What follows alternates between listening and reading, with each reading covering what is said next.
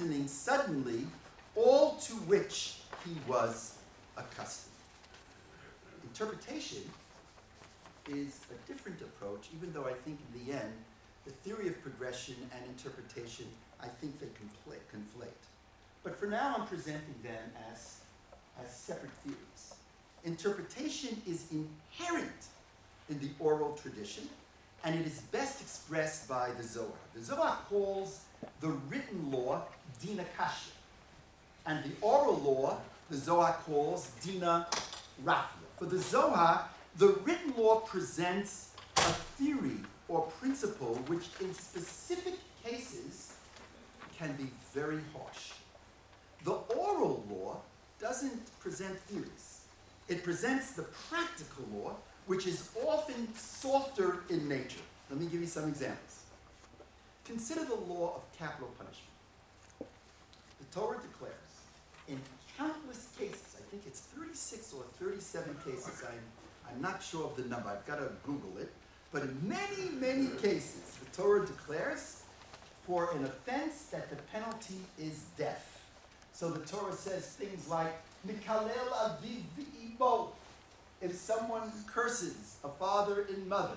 Makei aviv v'imo, if someone hits a father and mother. Penalty, mot, yumat, the penalty is death.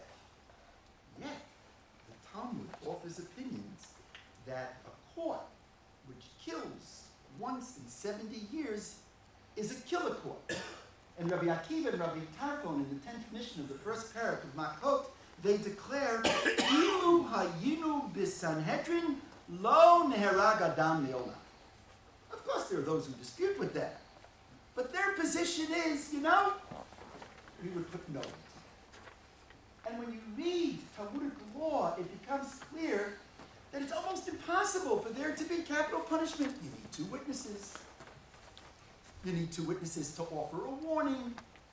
You need two witnesses to offer the specific kind of death penalty if one transgresses. And you need two witnesses to actually be there. Circumstantial evidence is not enough. If A is running into B, A is running after B into a cave, and there's one door for egress and regress, and A is running after B with a knife, and two witnesses are running after them, and B runs into the cave and A follows B, and the witnesses come a few seconds later, and they come into the cave and A is standing over B with a knife in his hand, and the knife is dripping with blood, and B is dead. Not enough to do that. Not enough for capital punishment. That's interpretive law.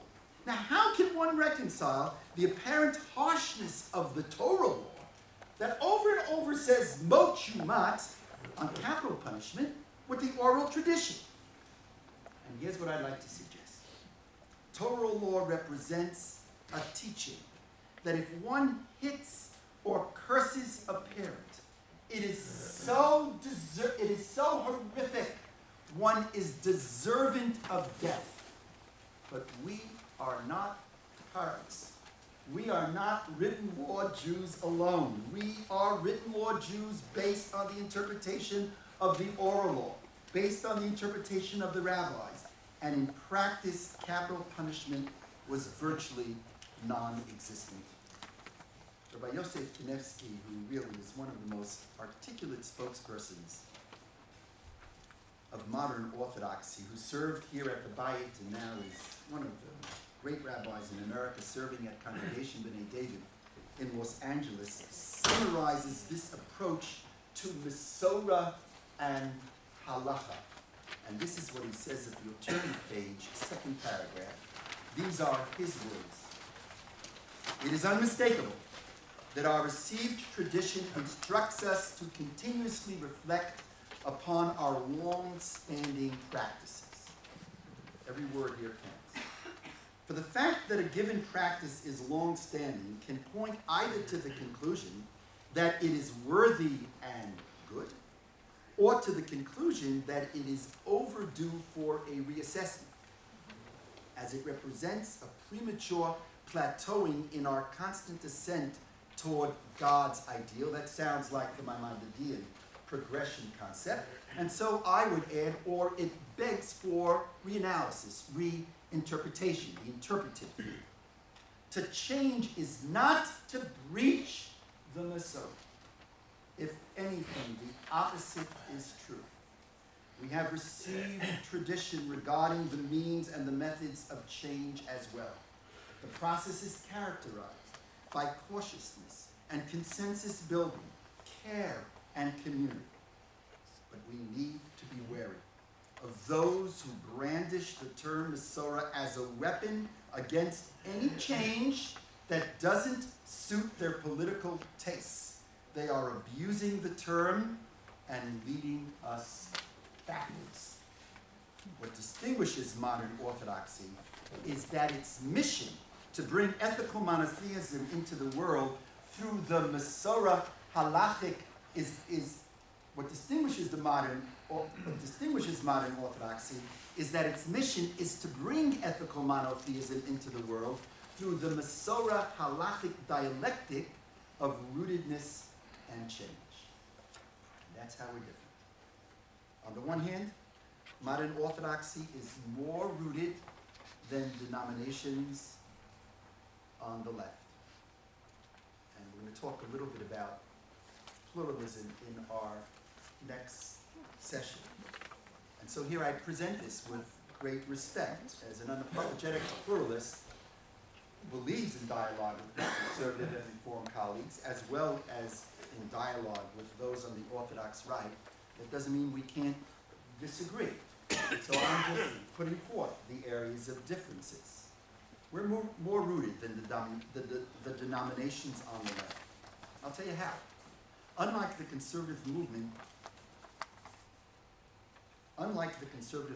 Orthodoxy, modern Orthodoxy, is based on heteronomous law. Heteronomous law is a law that is external to humankind, a God-given law, Torah Sinai, to which Jews are subservient. I'll give you an example, a very difficult law. The Torah says that a Kohen cannot marry a Grusha. A Kohen can't marry a divorcee. It's very common. There have been tshuvot. The rabbis understood how painful this is, and so they tried to interpret that law. How did they try to interpret it? When someone comes to me with this question and they're madly in love, it's happened very, very often in my rabbinate, very, very often. What do? You really want to check to see, is this person really a Kohen? Moshe writes tshuvot about when we could assume that although this person thinks he's a Kohen, he's not a Kohen. He talks about that. Or maybe this woman isn't a Grusha. Rabbi Moshe Feinstein actually has a tshuva in which he argues, and I don't think this was meant as anti-conservative or reform as much as it was meant to deal with issues like the one I'm talking to you about, that a marriage that is performed unhalachically is not a marriage, and therefore the woman may not be divorced. But in the end, as just recently occurred, after I did somersaults to find some solution, I couldn't find it. Heteronomous law says, you know what? You can't find it. Notwithstanding my ethical sensibilities, I submit. That's heteronomous law. In stark contrast, I think, with the conservative movement. And I would add the following. This is a bit complicated, so let me try to explain it. In the same breath, or in addition, modern Orthodoxy believes that halakha is what can be called cumulative.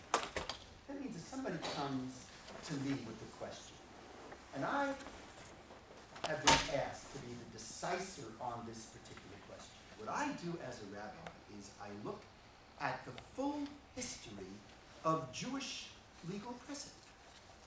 I'm looking into the text. I start from the Bible, I look at the oral tradition, and I look at what was binding law. I can look even as to what may have been a dat yachid, perhaps it was binding, and from that I build, and I come to a conclusion. In contrast, I believe, the implicit argument of the conservative movement is that precedent, again, for the modern Orthodox, for the Orthodox, for all Orthodox, precedent really has to do with looking looking to see in the full legal history what was binding, and it emerges from that. But the implicit argument of the conservative movement is that precedent provide illustrations of possible positions rather than binding law. Are you with me? In other words, if there was a dayah in the Gemara that never really took hold, but if there is such a dayah, that would be enough to lean on. Conservatism, therefore, remains free to select whichever position within the prior legal history that appeals to it. I try to put my hands on the conservative tshuva of driving to shul on Shabbat. Lord knows how many people I say good Shabbos to as I'm walking to shul on Shabbat who wave to me from the windows of their car. I make no judgments, and one of my central beings is Avat Yisrael, is love of all Jews. But we all know what the halacha says. The halacha says you're not supposed to drive to shul. You know, the joke around used to be years ago, what's the difference between a conservative and an Orthodox shul? What's the difference? 2 blocks. 2 blocks. But the bottom line is, we know that it's prohibited. So I try to get my hands on the tshuva, in which they found it was permissible. And I couldn't read it in recent days, but my memory is that when I read it, it was light. Now, of course, the conservative movement is complex. It has its textures. It has those who are very traditional and to the right, the Rabbi Ross, and it has a whole other group that is I think, very, very much, I think predominantly the conservative movement is in sync with this approach to halacha.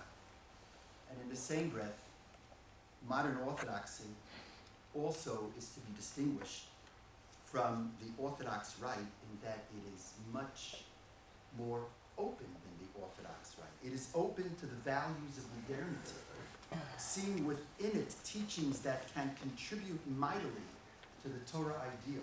It's open to modernity. We'll talk about this next time. It sees Kedusha, it sees holiness, potential holiness in modernity. In the spirit of Rav Kook, who's purported to have said there is no such thing as the unholy. There's only the holy and the not yet holy.